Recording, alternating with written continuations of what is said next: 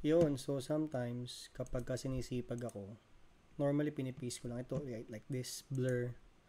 Naiinis ako pagka ganyan, sayang yung effort. Didelete ko na lang to. Ayan, to malinaw. Like this also. Ayan, malinaw. So, ano pa ba? So, ayan. Mayroon na siyang preset. Kasi patingnan mo, ganyan lang siya. So, kaya nag-edit ako ng konti. Nilalagay ko yung preset natin. So, minsan pagka hindi ako satisfied, gagawin ko pa yan. Ilalagay natin ng konting drama. Alright. So, yan yung drama. So, anong gagawin natin dito? Exposure, bababaan natin sa kabila. Ayan. So, para sentrong-sentro ang ating rider. Ayan, diba? Ayan, oh, normal, oh. Nagkaganyan mo yan. So, ayan. And then, satisfied na isa pa. Gusto ko pa diliman ng konti dito. Dito sa may baba. Invert. So, shadows, babaan natin. Contrast, sige yan. Tapos, konting down ng exposure. So, yan. Kitang-kita na yung movement ng ating rider.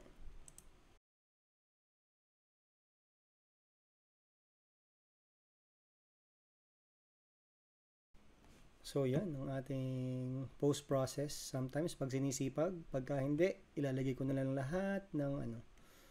Ayan. Difference nito, tama yan. Same kuha siya, pero mas dramatic and ano natin siya. Yan. One more. Ito kay Ryan. Ito yung normal na picture natin. Masyadong flat kasi malinaw lahat and everything. Ipe-paste ko lang yung preset ko.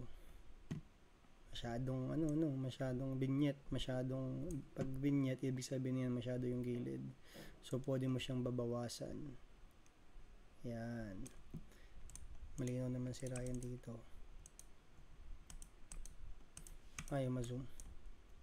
Okay, anyway, yan yung si Ryan. Gawin natin yung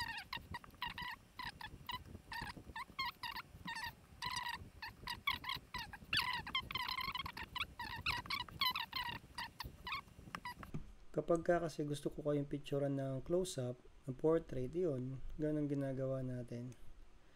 Kino-close up ko kayo, pero pagka gusto ko makita yung mga style nyo ng talon, yan, ganyan ginagawa natin para kita yung ground, kita yung foreground or background. So, yan. So, yan, kaya yan.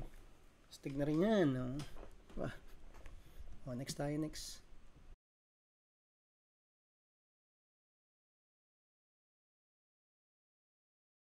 Ito yung pinaka gusto kong shot ngayon.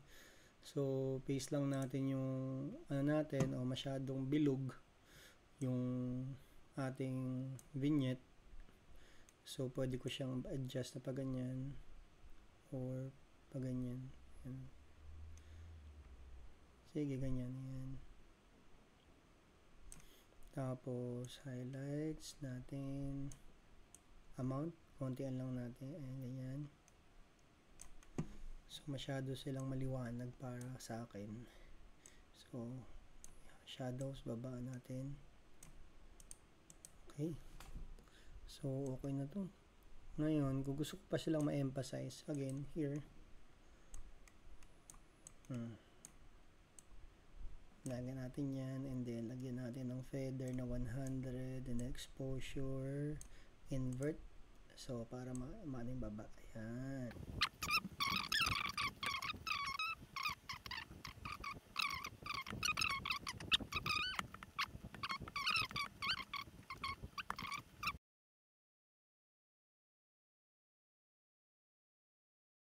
Okay na. Pwede na.